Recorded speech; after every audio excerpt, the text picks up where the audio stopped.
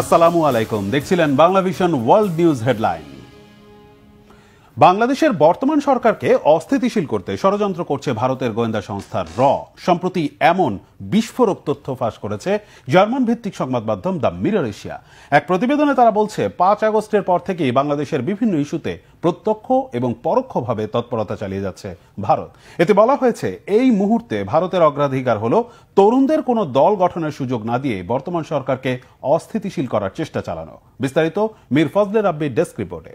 রক্তক্ষয়ী জুলাইয়ের পর গণ অভ্যুত্থানের আগস্ট, নতুন করে বাংলাদেশের ইতিহাস রচনা, এসেছে সংস্কারের সেপ্টেম্বর। তবে সহসাই এত শঙ্কাহীন হওয়ার সুযোগ বোধহয় নেই।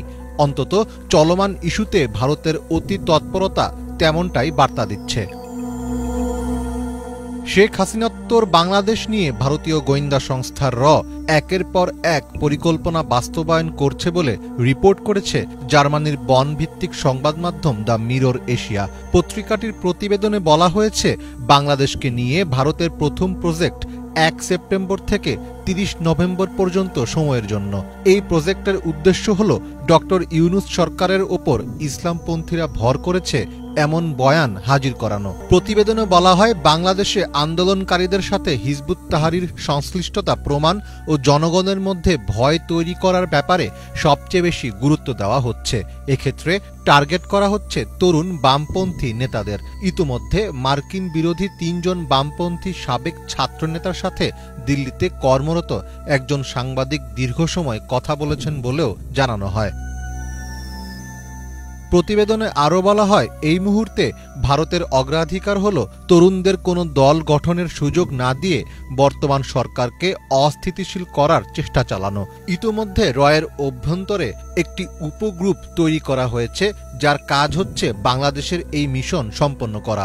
এছাড়াও রয়েছে ভিক্টর 2 নামে একটি সেল, যেখানে বাংলাদেশ সম্পর্কিত সর্বশেষ সিদ্ধান্ত নেওয়া হচ্ছে। সমন্বয়ক হাসনাত ও সারজিৎ সহ ছাত্রনেতাদের ফেসবুক স্ট্যাটাসকে হিন্দি ও ইংরেজিতে অনুবাদ করে ভিক্টর 2 এর টেবিলে জমা দেওয়া হচ্ছে।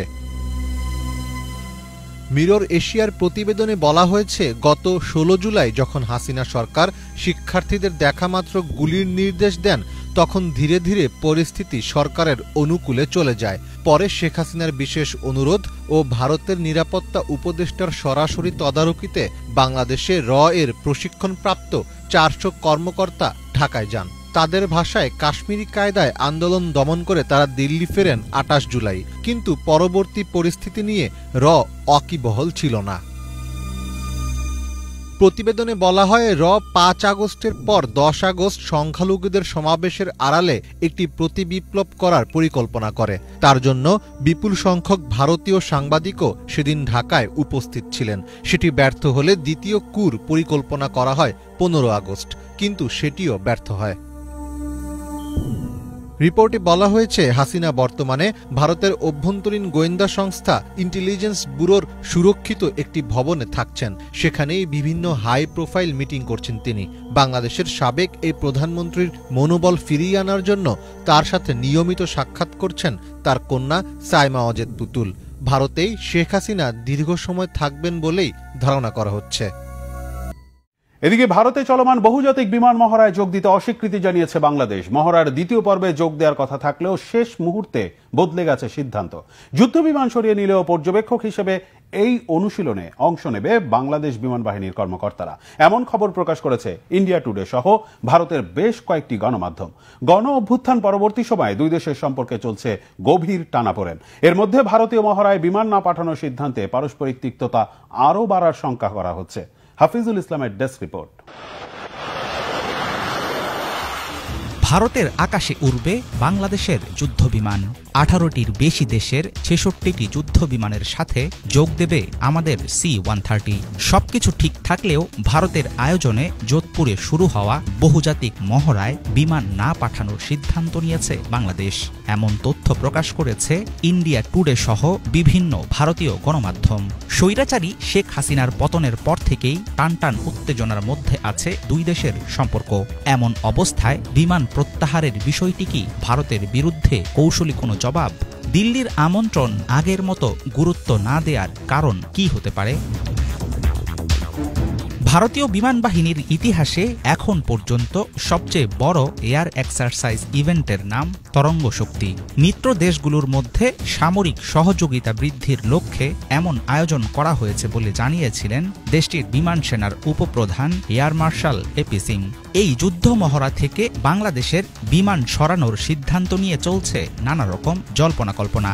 বিশ্লেষকদের ধারণা, আঞ্চলিক নিরাপত্তার দিক থেকে দেখলে বাংলাদেশের এমন পদক্ষেপ ভারতের জন্য হতে পারে দুশ্চিন্তার কারণ। 6 থেকে 14 আগস্ট তামিলনাড়ুতে অনুষ্ঠিত হয়েছে মহড়ার প্রথম পর্ব। 1 সেপ্টেম্বর থেকে 14 সেপ্টেম্বর পর্যন্ত রাজস্থানের যোধপুর বিমান ঘাঁটিতে চলবে দ্বিতীয় পর্ব। এই পর্বেই C-130 বিমান সহ অংশ নেয়ার কথা ছিল বাংলাদেশের, কিন্তু নির্ধারিত কোনো কারণ না জানিয়ে মহড়া থেকে সরিয়ে নেওয়া হয়েছে C-130। প্রকাশিত খবরে জানা গেছে, বিমান না থাকলেও পর্যবেক্ষক হিসাবে অনুশীলনে উপস্থিত থাকবেন বাংলাদেশ বিমান বাহিনীর কর্মকর্তারা। বাংলাদেশের বিমান সরিয়ে নেয়ার ফলে সেই জায়গা নিচ্ছে দক্ষিণ এশিয়ার আরেক রাষ্ট্র শ্রীলঙ্কা। নিজস্ব C-130 বিমান নিয়ে দেশটির মহড়ায় অংশগ্রহণ করার কথা জানা গেছে। অনুশীলনে থাকছে অস্ট্রেলিয়ার F-18, শ্রীলঙ্কার C-130, গ্রিসের F-16 এবং মার্কিন যুক্তরাষ্ট্রের A-10 ও F-16। পাশাপাশি ট্রেনিংয়ে অংশ নিচ্ছে ভারতীয় বিমান বাহিনীর Rafale, Sukhoi, Miraj, Jaguar, MiG-29 সহ প্রথম সারির যুদ্ধ বিমান। দেশীয় প্রযুক্তিতে তৈরি তেজস, প্রচণ্ড ও রুদ্র সহ থাকবে সামরিক পরিবহন বিমানও। হাসিনার ক্ষমতাকালেই তৈরি হয়েছিল চীনের সাথে বাংলাদেশের যৌথ মহড়ার সম্ভাবনা। বার্তা সংস্থা সিনহুয়া গত এপ্রিলে জানিয়েছিল, মে মাসের শুরুর দিকে হতে পারে এই মিলিটারি এক্সারসাইজ। হুঁশিয়ারি দিয়ে ভারত তখন বলেছিল, দুই দেশের সামরিক মহড়ার দিকে তীক্ষ্ণ নজর রাখবে দেশটি। দিল্লির সাথে চলমান তিক্ততার মাঝেই বাড়তে পারে ঢাকা বেইজিং মিত্রতা। আন্তর্জাতিক বিশ্লেষকদের ধারণা, তরঙ্গ শক্তি থেকে বাংলাদেশের বিমান সরিয়ে নেয়ার সিদ্ধান্ত আরও বিষিয়ে তুলতে পারে দ্বিপাক্ষিক সম্পর্ক।